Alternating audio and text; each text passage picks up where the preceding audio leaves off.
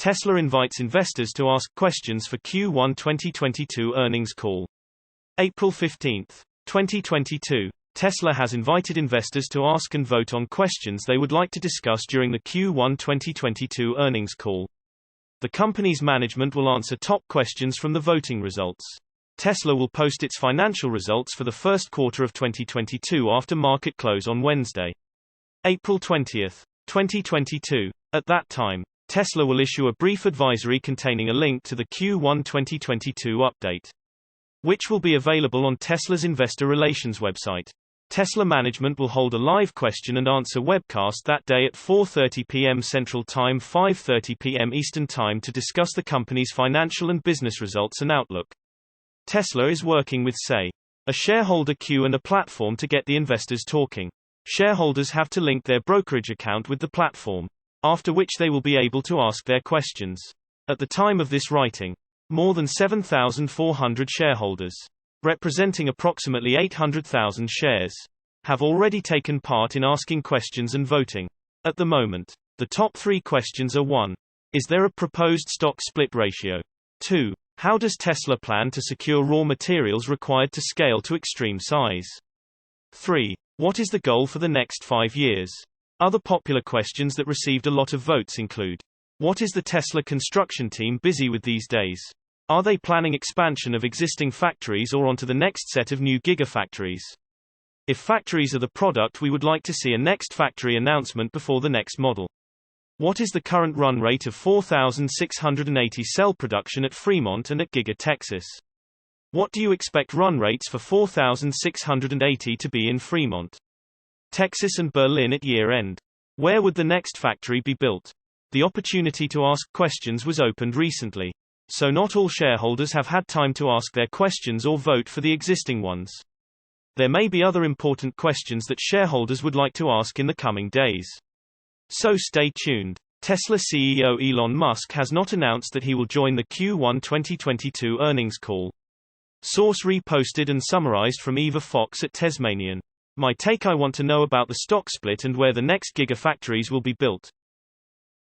Elon Musk offers to buy Twitter for $43 billion. April 15, 2022. As you're probably aware, Tesla and SpaceX CEO Elon Musk became Twitter's largest shareholder last week. The company invited him to join its board, though we learned more recently that he declined. In the meantime, the CEO was tweeting about Twitter and potential changes to the platform. A series of tweets has since deleted. Many speculated that Musk's decision not to join the board could mean he had bigger plans. Perhaps he would just buy Twitter altogether. This morning, the outspoken CEO tweeted, "I made an offer." Upon opening the attached link, it becomes clear that Musk has offered to buy Twitter. Musk is offering $43 billion, or $54.20 per share in cash, to take over the social media platform. Has made it clear that he believes changes must be made to Twitter. Musk has made several references to free speech of late, so some people have found it interesting that after buying a large stake in Twitter and being invited to the company's board, he ended up deleting many related tweets. Source reposted and summarized from Stephen Loveday at Inside EVS. My take: I am sure Elon has a plan here. Not sure how much I like him getting involved in Twitter. Don't see the point. Does Tesla's success represent a green swan event? April 15, 2022. The term black swan was popularized in 2007 by Nassim Nicholas Taleb, meaning unpredictable large-scale events with major and negative implications, which society rationalizes in hindsight to seem as if they could have been predicted from the beginning. Examples of black swans include the ongoing COVID-19 pandemic and Russia's invasion of Ukraine, among other examples.